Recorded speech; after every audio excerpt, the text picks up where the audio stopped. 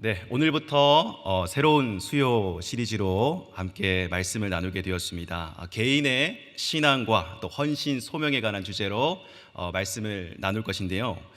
성경 속에 부르심을 받은 그 성경의 인물들을 먼저 살펴볼 것입니다. 그리고 그들을 부르신 것처럼 오늘 또 하나님이 저와 여러분들을 부르셨다라는 사실에 대해서 우리도 믿고 나아갈 것입니다. 그리고 그 부르심에 반응하여 어떻게 소명의 삶을 살아내는가에 대해서도 한번 깊이 생각해보는 시간을 가져보도록 하겠습니다. 성경 속의 인물들을 보면 하나님께서 그들을 부르셨습니다. 어떻게 하셨다고요? 부르셨습니다. 부르셔서 하나님의 일을 맡겨 주셨습니다. 하나님의 일을 하게 하셨습니다. 영어로 콜링이라고 하는데 그냥 이름을 부르듯이 여기에 와봐라고 부르는 것이 아니라 그의 전격적인 삶을 부르신 것이며 그의 인생을 부르신 것입니다. 하나님께서 왜 사람들을 부르시는가라고 했을 때 하나님의 음성을 듣지 않고 사람들이 그냥 자기 멋대로 살아가면 그 인생은 망하는 인생이 되기 때문에 그렇습니다. 모든 사람은 죄인입니다. 죄인의 앞길은 누군가가 붙잡아주지 아니하면 자기중심적으로 살아가게 되어 있고 그것이 처음에는 옳은 것이고 처음에는 잘돼 보이는 것처럼 보이나 필경 그 길은 사망의 길로 향한다라고 하는 것이에요. 우리가 성경 말씀을 통해서 잘 보지 않습니까? 이스라엘 백성들의 그 모든 여정들, 하나님이 없는 것처럼 행동했을 때 죄악이 그들 가운데 들어왔고 타락과 방탕함이 그들을 무너뜨리는 것을 우리는 성경을 통해서 보게 되었습니다. 그렇게 자기 멋대로 살게 되면 망하게 되는 것입니다. 그러나 하나님은 저와 여러분들을 창조하신 전능하신 아버지이신 줄로 믿습니다. 우리를 그냥 내버려 두시지 아니하시는 분이십니다. 자녀인데 어떻게 내버려 둘 수가 있겠습니까? 어떻게든 하나님의 음성을 듣게 하십니다. 그리고 나의 자녀야, 나의 딸아, 나의 아들아 이렇게 말씀하시며 하나님의 형상으로 창조된 저와 여러분들에게는 아름다운 인생의 계획들이 다 있다라고 말씀해 주십니다. 그 음성이 들리는 것을 부르심을 받는다라고 이렇게 표현하고요. 부르심을 받은 자들은 자기 뜻대로 살 수가 없습니다. 하나님의 뜻이 임했기 때문에 자기 뜻대로 살아갈 수가 없는 것이에요. 구체적인 삶의 자리에서 하나님과 함께 동행하면서 하나님의 일들을 하나하나 이루어내는 것, 막힌 담이 있고 고난과 고통과 핍박이 있다 하더라도 하나님과 동행하면서 하나님의 나라를 내 삶 가운데 이루어 나가는 것, 그것을 바로 소명이라고 합니다. 그러니까 우리의 인생은요, 이 부르심과 소명이 있는 인생이다라고 할 수 있는 것이에요. 특별히 오늘 하나님의 부르심을 받은 성경의 인물 예레미야에 대해서 한번 살펴보고자 합니다. 예레미야는 선지자로 부르심을 받았습니다. 그가 부르심을 받았을 때 그 시대의 상황은 너무나도 어두웠습니다.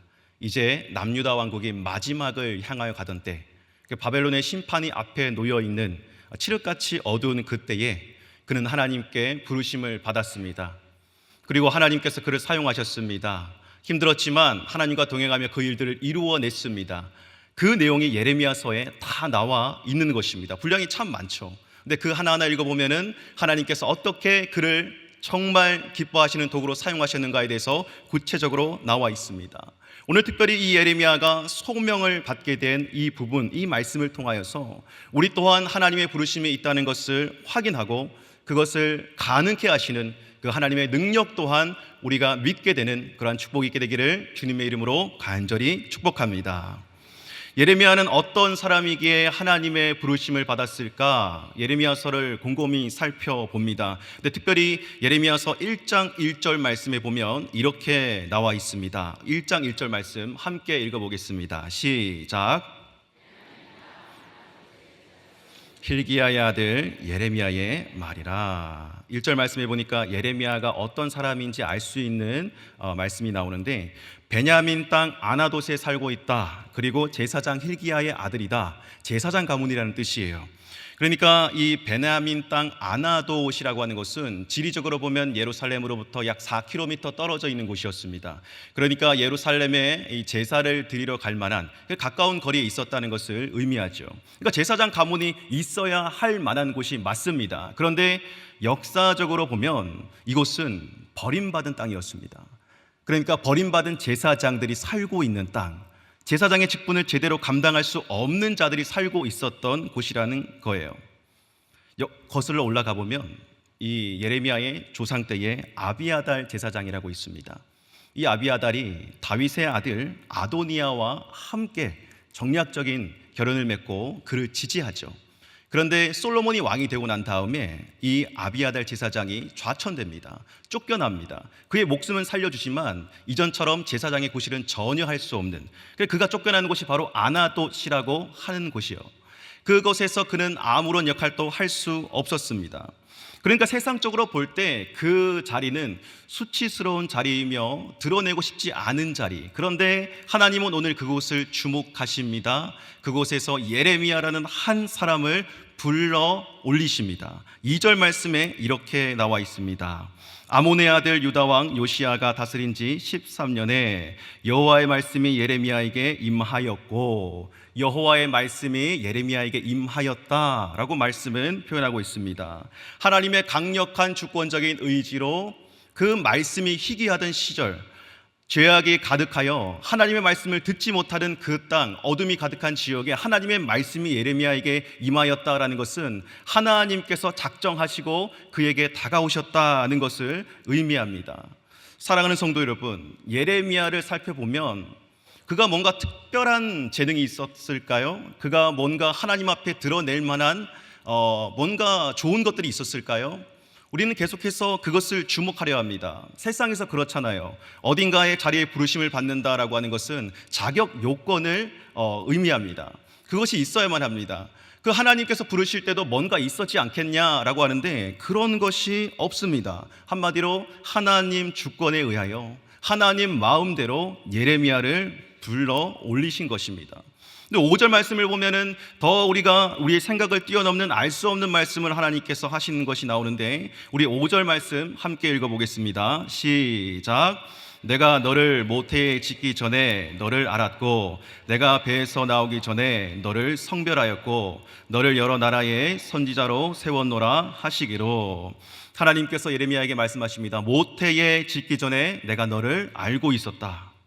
이 자리에 오신 분들 중에 모태에 짓기 전에 여러분의 존재를 자각하셨던 분이 계십니까? 엄마 배에 나기도 전에 여러분들 성별할 수 있는 분이 계십니까? 우리 스스로가 할 수 있는 영역이 아닌 거예요. 근데 하나님은 예레미야에게 이렇게 말씀하신 겁니다. 너가 나를 알지 못했던 그때부터 나는 이미 너를 알고 있었다. 너를 주목하고 있었다. 그러니까 하나님께서 임하시는 그 영역은 우리 인간적인 이성과 생각과 논리를 뛰어넘는 영역이라는 것을 이 5절 말씀을 통해서 알려주고 있는 것입니다. 사랑하는 성도 여러분, 여러분은 어쩌다가 이 자리에까지 오시게 되셨습니까? 어떻게 하나님의 부르심을 받고 이 귀한 섬김의 자리에 서게 되셨습니까? 이 영광스러운 찬양의 자리, 예배의 자리에까지 오게 되셨습니까? 확실한 것은 어떤 기준과 조건을 충족시켜서 이 자리에 나온 것은 아니라는 것이에요. 하나님의 은혜로 말미암아 저 여러분들이 이 자리에 선택받은 자로 서 있다라는 사실입니다. 디모데후서 1장 9절 말씀은 이렇게 말씀합니다. 우리 9절 말씀 함께 읽어보겠습니다. 시작. 우리를 구원하사 거룩하신 소명으로 부르심은 우리의 행위대로 하심이 아니요 오직 자기의 뜻과 영원 전부터 그리스도 예수 안에서 우리에게 주신 은혜대로 하심이라. 아멘. 우리가 부르심을 받아 이 자리에 오게 된 이유는 전적인 하나님의 은혜다라고 말씀하고 있습니다. 영원 전부터 그렇게 결정하셨다라는 거예요. 단지 우리가 할 수 있는 것이 무엇입니까? 그 결정에 순종하고 전적인 하나님만 의지하고 나아가는 것. 하나님 위대하시니까, 하나님 온전하시니까, 하나님 실수가 없으시니까 그 부르신 하나님을 의지하고 믿고 나아가는 것 뿐입니다. 근데 여러분, 우리가 그 부르심의 자리에 있을 때에 세상의 것이 막 보이기 시작하니까 두렵고 염려가 될 수밖에 없는 거예요.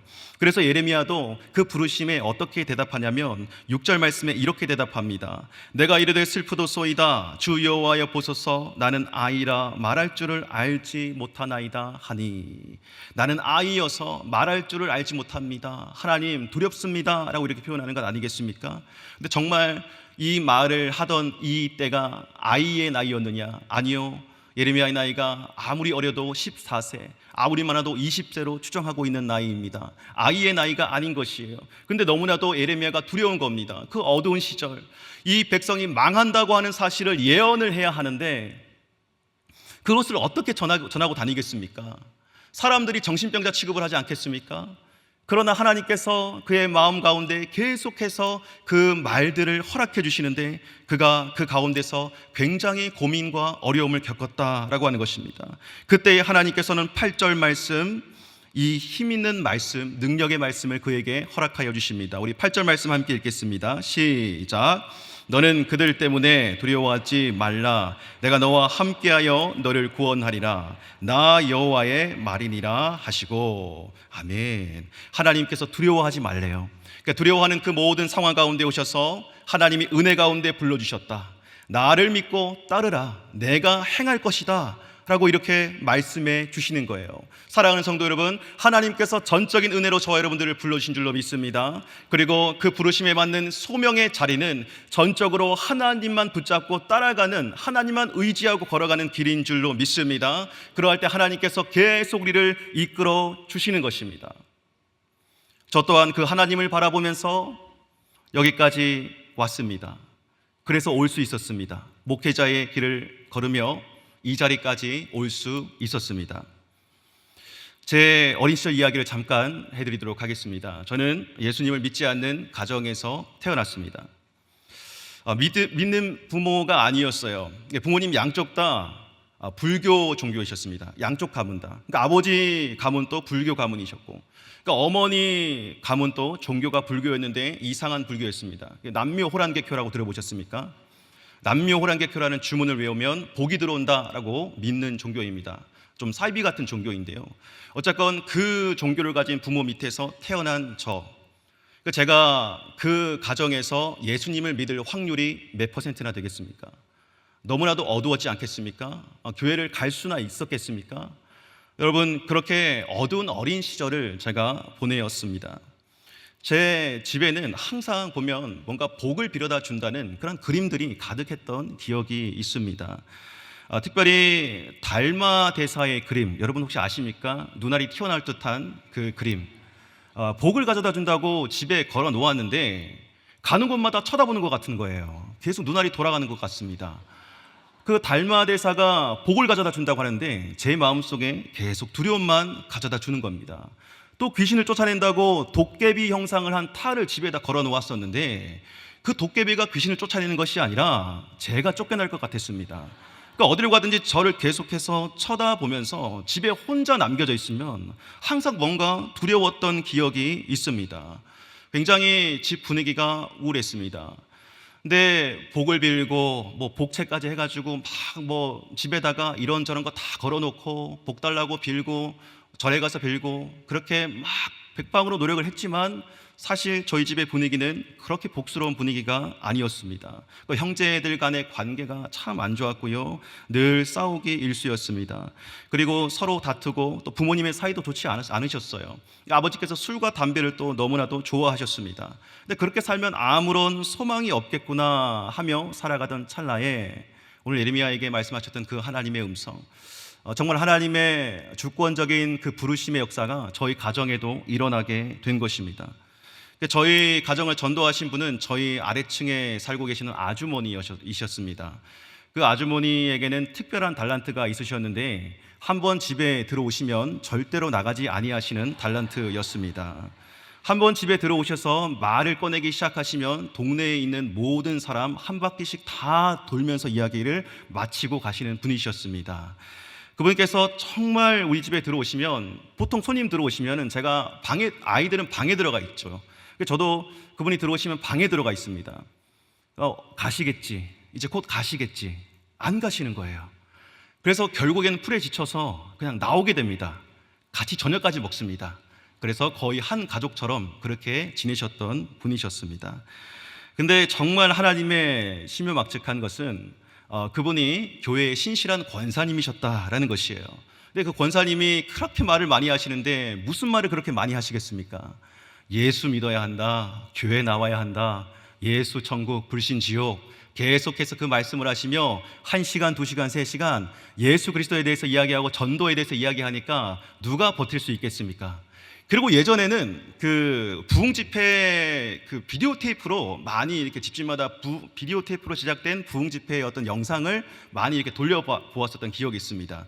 그것 또한 한가득 가지고 오셔가지고 막 1편부터 5편까지 막 10편까지 같이 쭉 보면서 다 이렇게 막 설명을 해주시는 거예요. 그리고 말씀 테이프도 계속해서 가져와서 듣게 하시고, 그러니까 여러분 교회 나가야죠. 안 나가면 큰일 나지 않겠습니까? 저희 어머니가 먼저 교회에 나가게 되셨습니다. 그리고 저와 누나가 이제 엄마 손을 잡고 교회에 따라 나가게 되었죠.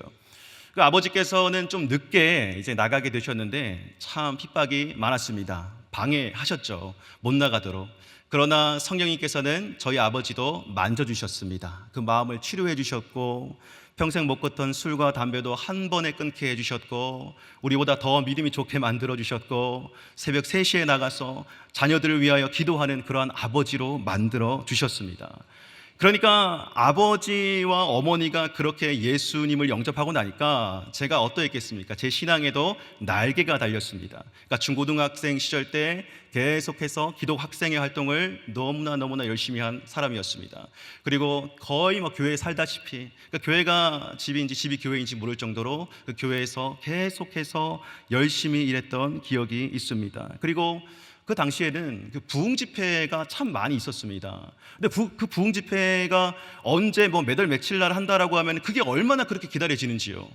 그 뭐 콘서트가 아닌데 그 부흥 집회가 한다고 하면 그 친구들끼리 그 날짜를 손꼽아 기다리면서 그 부흥 집회를 참석하게 계속 갈망했다는 것입니다. 그러니까 막 찬양하고 같이 막 뛰고 하는 그 분위기가 너무 막 좋았던 거예요. 그러니까 뭐 부흥의 여러분 클라이막스 알고 계시죠? 막 클라이막스. 뭐 결신하실 분들 앞으로 나오시라고, 그 하나님께 그 모든 인생을 바치실 분들 앞에 나오시라고. 제가 나갔을까요? 그냥 앉아 있었을까요? 나갔습니다. 많이 나갔습니다. 그냥 뭔지도 모르고 그냥 많이 나갔습니다. 옆에 있는 친구들이 그냥 나가니까 따라 나갔습니다. 그래서 이 자리에 있게 된 줄 모르겠습니다. 예. 그 부흥 집회 때 나가고 또 예배 때 나가고 계속해서 그 자리들을 사모하다 보니까 성령님께서 저를 인격적으로 만나 주셨습니다. 예수 그리스도께서 저를 만나 주셨을 때에 눈물 콧물을 흘리며 하나님께서 이런 마음을 허락해 주셨어요. 너가 예수님을 알지 못한 그 어둠의 시절부터 나는 너를 주목하고 있었다. 나는 너를 알고 있었다. 여러분, 이 말이 얼마나 이 마음 가운데 깊이 들어오던지요. 그 말 한마디 들었는데 왜 그렇게 눈물이 나던지요. 오늘 예레미야가 들었던 말도 마찬가지 않겠습니까? 내 모태에 있을 때부터, 어머니 뱃속에 나오기 전부터 내가 너를 구별하였고 너를 알고 있었다.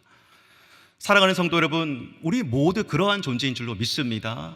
하나님께서 그렇게 제 마음 가운데 불을 허락해 주셨습니다. 근데 때마침 그 막 최고적으로 인생이 뜨겁던 그 시기에 제 진로를 결정해야 될 때가 왔습니다. 제가 하나님과 계속 함께 있고 싶다라는 그런 마음이 막 든 거예요. 그 하나님과 늘 함께 할 수 있는 직업이 뭘까라고 생각해 보니 뭐였겠습니까? 목사였습니다. 목사가 너무 막 좋아 보이는 거예요. 하나님께서 막 눈에 콩깍지를 막 가득 씌워주셔가지고 목사가 너무 좋아 보이는 거예요. 그래서 엄마, 아빠, 저는 이제 목회의 길을 가겠습니다 라고 그 어린 나이에 이야기를 했더니 부모님 오케이, 알았어, 그냥 통과시켜 주시는 거예요. 잘 모르신 것 같아요. 그때 목회자가 뭔지 잘 모르셨던 것 같습니다. 근데 정말 제가 목회의 길을 간다라고 할 때 참 진지하게 인상을 쓰시며 한숨 쉬시며 고민하게 만드셨던 분 딱 한 분 계십니다. 교구 담당 목사님이셨습니다. 저에게 찾아오셔가지고 그래 라고 하면서 계속 뭔가 머뭇거리시는 거예요. 그리고 이런 말을 하셨습니다. 자네 정말 그 길을 가려나. 근데 여러분, 이 자네 정말 그 길을 가려나는 책이요, 이 제목의 책이 그 당시에 김남준 목사님께서 쓰신 책입니다. 그러니까 신학을 하려고 이제 시작하는 사람들에게 이제 뭐 도움이 되는 그러한 글들을 쓴 책이에요. 그러니까 그 책을 주시며 다 이렇게 깊은 한숨을 내쉬면서 이렇게 저에게 진지하게 무게 있게 그렇게 목사님이 그 책을 건네주셨던 기억이 있습니다. 그래서 저는 그 책을 안 읽어보았습니다. 그때 읽어보았더라면 뭔 말인지도 모르겠어요. 그래서 어쨌건 하나님께서 그 길을 가게 하셨습니다. 그렇게 시작된 목회의 길이 힘든 일도 많았죠. 참 두렵고 떨리는 일도 많았고 고비고비마다 하나님 한 분만 의지하게 하시는 그러한 일들이 참 많이 있었습니다. 그런데 참 감사한 것은 이 예레미야의 고백처럼 나는 아이라, 하나님 나는 아이이기 때문에 말할 줄 모릅니다, 할 수 없습니다 라는 그 자리에 하나님께서 임하시더라는 것입니다. 그 자리, 겸손한 자리, 내가 할 수 없다고 하는 그 자리, 하나님께서 나를 더 이끌어 세우시더라는 것입니다. 그래서 지금 이 자리에 저와 여러분들이 함께 있게 된 것입니다. 사랑하는 성도 여러분, 여러분들도 모든 인생마다 하나님의 부르심을 받은 인생들인 줄로 믿습니다. 우리가 전부 부르심을 받았기에 성격도 다르고 우리의 배경도 다르고 우리의 모든 것이 달라도 하나님 안에서 한 가지 방향을 바라보며 나아갈 수 있는 것 아니겠습니까? 이 상당교회에서 이렇게 많은 사람들이 하나님의 일들을 감당할 수 있다는 것은 바로 하나님의 부르심의 기적인 줄로 믿습니다. 그러면 이제 우리는 그 부르심에 따라서 우리 각자의 삶의 자리에서 매일매일 그 뜻을 이루며 고군분투하며 살아내야 하는 것입니다. 선교적인 삶을 살아내야 하는 것입니다. 그런데 그렇게 쉽지만은 않아요. 걱정, 근심, 두려움, 염려, 불안, 하나님의 일을 하려고 하면 돈이 부족하고 돕는 사람이 없고 또 건강이 안 좋아지고 관계적인 문제가 생기고 내 삶에 해야 될 일들이 너무나도 바빠지고, 이렇게 해서 하나님께서 부르셨지만 내 삶에 하나님의 그 부르심에 응답할 겨를이 없는 상황을 만날 때가 있습니다. 예레미야도 똑같았습니다. 근데 오늘 말씀에 예레미야가 그것을 견디고 돌파하고 이겨낸 비결이 하나 나옵니다. 여러분 10절 말씀에 보면 이렇게 나와 있습니다. 10절 말씀 제가 한번 읽어보겠습니다.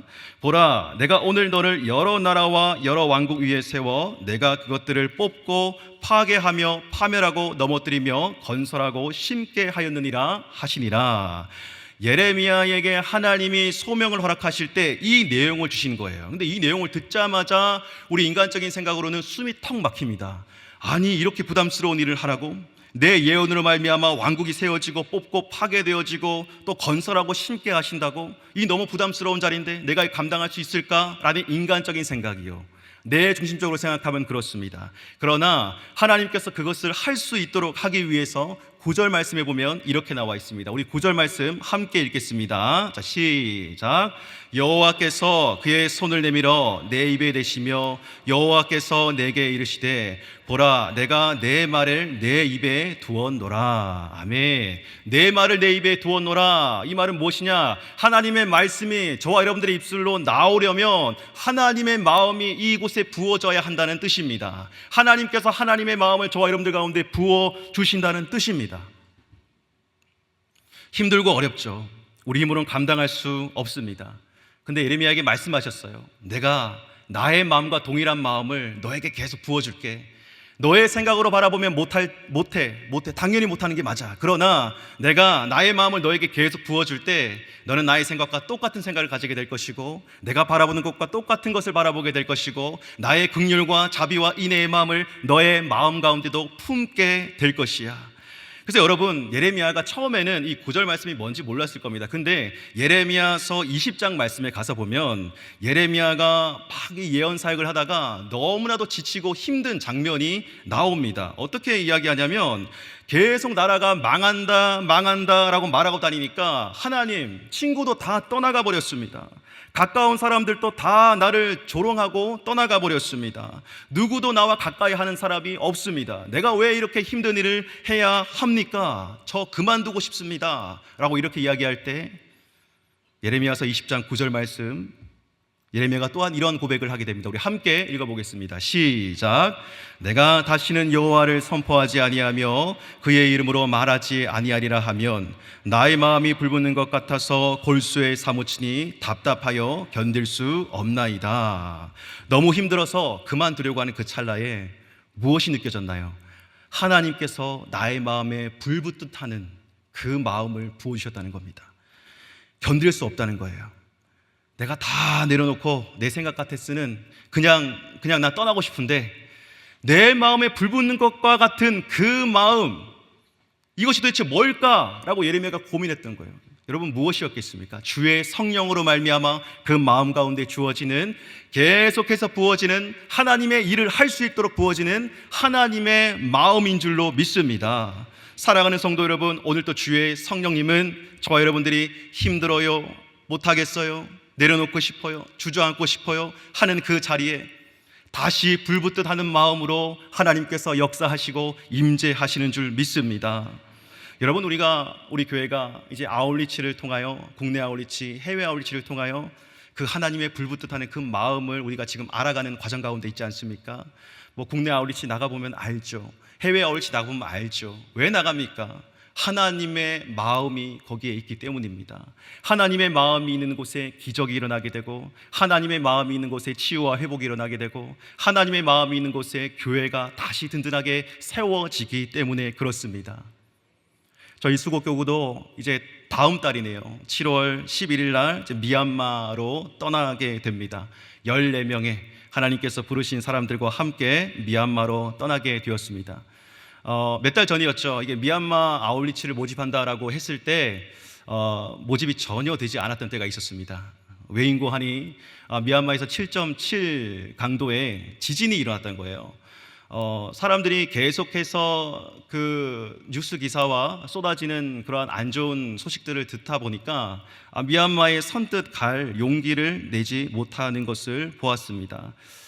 참 힘들죠. 그러니까 이 상황 가운데 어떻게 가겠습니까? 뭐 계속해서 뉴스 소식을 보니까 사람들이 많이 또 죽었고, 또 그곳에서 또 약탈이 일어나고 범죄가 일어나고, 또 거처를 잃은 사람들이 양곤으로 계속해서 내려오고 있고, 또 날씨가 너무 더워가지고 전염병도 돌고 있고, 그러니까 이런 소문을 들으니까 저도 생각했어요. 이렇게 위험한 때에는 그냥 안 가는 것이 맞을 수도 있겠다. 이번에는 다른 곳을 가거나 아니면 좀 안 가거나 그런 식으로 결정을 한번 해봐야 되겠다라고 그렇게 생각했으나, 여러분, 이것은 인간적인 생각일 뿐이겠죠. 늘 우리는 먼저 누구에게 물어봐야 됩니까? 하나님께 여쭤봐야 됩니다. 하나님께 기도하고 또 하나님께 생각을 구하였더니 하나님께서는 아버지의 마음을 저에게 부어 주셨습니다. 어떤 아버지의 마음이냐면, 미얀마 땅에 잃은 영혼을 바라보는 하나님 아버지의 마음을 제 마음 가운데 불붙듯 하듯 부어 주셨습니다.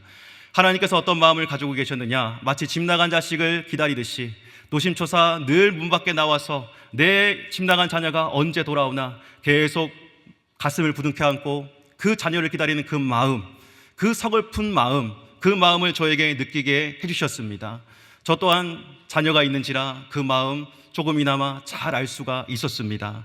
하나님 아버지의 마음이 있는 곳에 저는 그곳에 발걸음을 외면할 수 없었습니다. 마음을 다잡고 다시 그곳을 바라보게 되었습니다. 여러분, 미얀마가 어떠한 나라입니까? 오랜 군부 독재로 인해 가지고 가장 가난한 나라가 되어버렸습니다. 먹을 것이 없어서 굶어 죽는 사람들이 있는 나라가 바로 미얀마입니다. 불교 국가, 종교에 대한 자유가 없는 나라예요. 그 미얀마 땅, 그런데 그곳에 하나님께서 주목하는 영혼들이 있다라고 하는 것입니다. 살려달라고 부르짖는 그 영혼, 아버지 살려주세요라고 부르짖는 영혼들이 그 땅에 있다라는 것입니다. 그래서 저희 14명의 팀원들이 정말 기도에 힘을 많이 쓰고 있습니다. 왜냐? 하나님의 불붙듯하는 마음이 없이는 그 땅을 밟을 수가 없기 때문입니다. 그 땅의 영혼을 바라볼 수가 없기 때문입니다. 사랑하는 성도 여러분, 우리 모두는 하나님 앞에 부르심을 받은 자들인 줄로 믿습니다. 아무런 조건 없이, 공로 없이 하나님의 그 세상적인 조건을 바라보지 아니하시고 하나님은 저와 여러분들을 이 자리에 불러주셨습니다. 자녀 삼아 주셨습니다. 그리고 하나님의 뜻을 이루어가고 하나님의 나라의 그 모든 것을 이루어가는 소명을 허락해 주셨습니다.